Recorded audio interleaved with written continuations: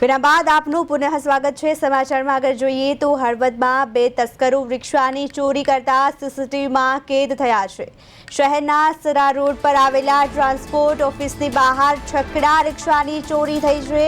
મોડી રાત્રે 2 વાગ્યાની આસપાસ બે તસ્કરો છકડો રિક્ષા ઢસડીને ફરાર થયા। ચોરીનો આ બનાવ સીસીટીવી કેમેરામાં કેદ થયો છે। શિયાળાની ઠંડીમાં ચોરોને મોકળું મેદાન મળ્યું છે। પોલીસના પેટ્રોલિંગ સામે પણ અનેક સવાલ ઊભા થયા છે। હળવદમાં છકડા રિક્ષાની ચોરીની ઘટના બની છે। આ સમગ્ર ઘટના સીસીટીવી કેમેરામાં કેદ થઈ છે।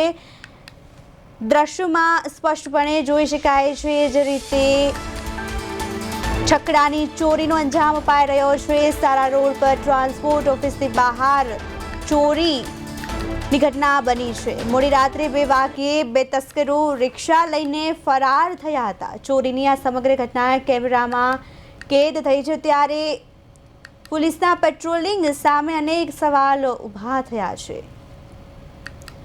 શિયાળામાં ચોરો બેફામ બન્યા છે। હળવદમાં બે તસ્કરો રિક્ષાની ચોરી કરતા સીસીટીવી કેમેરામાં કેદ થયા છે।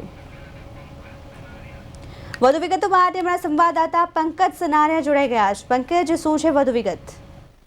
ચોક્કસથી પ્રિયલ વાત કરવામાં આવે તો જે હળવદના સરા રોડ ઉપર છે તે ટ્રાન્સફરની ઓફિસની બાજુમાં જે રાખેલો હતો જે છકડો તે રાતના 2 વાગે આવી અને જે હંકારીને લઈ જતા જે શખ્સો છે તે સીસીટીવીમાં કેદ થયા છે। તે વાત કરવામાં આવે તો જો હળવદ પોલીસ છે તે નાઇટ પેટ્રોલિંગ ઉપર ઘણા બધા સવાલ ઉઠી રહ્યા છે ત્યારે શહેરીજનોમાં પણ ભયનો માહોલ દેખાઈ રહ્યો છે।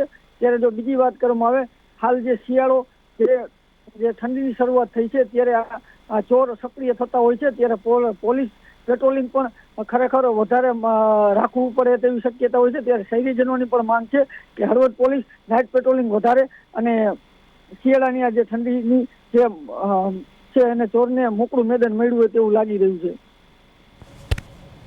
જી પંકજ, માહિતી બદલ આભાર।